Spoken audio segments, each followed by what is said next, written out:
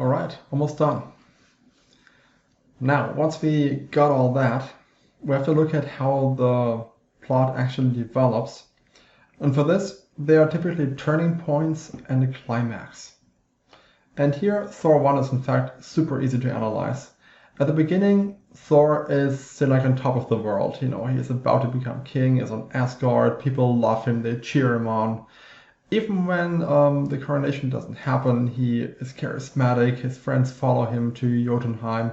So, mighty Thor, great guy, we might think or not. Then phase 2, this doesn't work. And Odin banishes him. This is like Thor's fall. But when he's on Earth, he is still the same guy. Reckless, dangerous, cruel, unwise, charming in a certain sense, charismatic, but still the way he used to be. He fights immediately in the hospital. He tries to get his hammer back. He is breaking into that sort of military sort of facility. And when he can't lift the hammer, because he's unworthy, it's a big motive in the film, right? He's unworthy, he's so reckless and not a good king in any way. Then you see him like drop to his knees and he yells to the sky, and there's like this rain and he almost looks like crying. Of course he wouldn't cry, but it looks a bit like it with the rain. So he's devastated. And that is a turning point, because at this point he notices what I've been doing all this time doesn't work. And then they keep him in like this little prison thing, this interrogation room. And then Eric Selvig takes him or gets him out. And Thor tells him in the bar, like, for the first time of my life, I have no clue what I'm supposed to do. So that is his turning point. He has hit rock bottom, and now he has to find a new sort of motive for his life. And all his past motives change.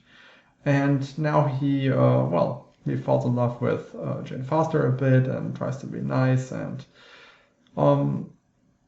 becomes a good guy in a sense, like a nice person.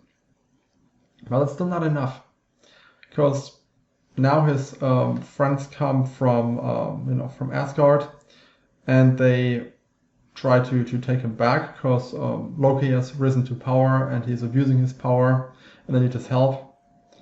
So once he realized he is unworthy, he's on Earth, and they want to take him back. Now he has a chance to use his development in his sort of normal life, right? And now Thor has to prove himself worthy, and after the turning point and after his psychological change had begun, now he can actually do that. And then this leads to the climax, which could be argued is the scene when Loki orders the Destroyer to kill him, and he sacrifices himself for his friends. He says, "Take my life and spare them." Wow, great heroic scene. And then Loki has him killed, and just before he dies probably, that action makes him worthy. Then the hammer flies to him, he gets his powers back, he becomes a god again.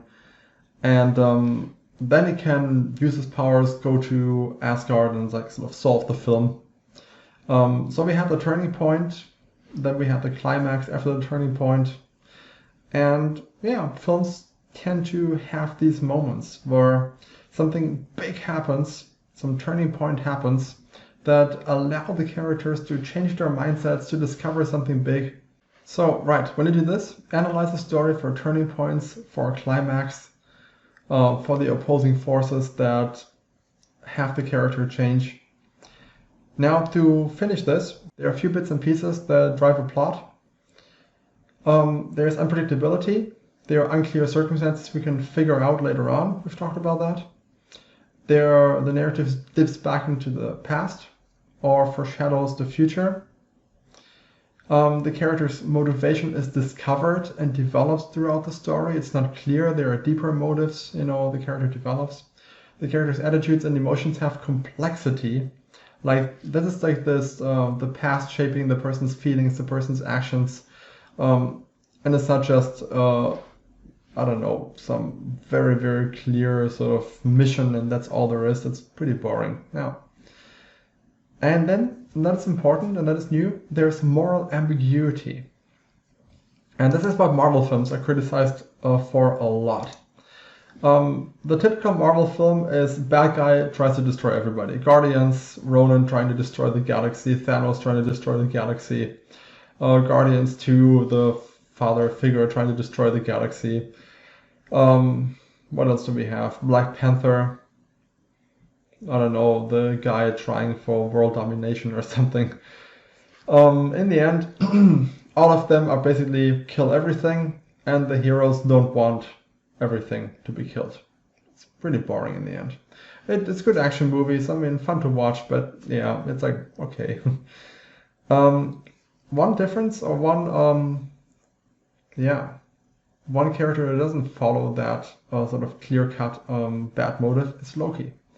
And Loki has been in many, many Marvel films and has driven many Marvel films because in the beginning he just wants to make his father Odin proud. He wants to show that he is maybe worthy to be a king. Later he tries that in Avengers in a misguided manner. But later, throughout a couple of films, he changes. And at the very end, he calls himself the son of Odin, the brother of Thor, and dies to protect his brother. So he has a lot of complexity. We can understand his motives. They are misguided. His actions are misguided. But we can understand his motives. We can understand what drives him. That there's the scene where the mother says, your brother and your father cast white shadows, and you've been in the shadows of your brother. In the shadow of your brother, in the shadow of your father, and you need to find, some light for yourself. So he has to prove himself in some way, and he cannot figure out how. And then he wants to sort of abandon his past, but is not happy with that either, because actually he really wants to be accepted. So he's a very complex character who certainly doesn't just want to kill everybody, as a villain in that role. So good characters have moral ambiguity. Even when they do bad things, we understand why. And that is always to be analyzed. And that is basically it. So I hope that was helpful. Keep these three general things in mind: narrative structure, character development, and plot.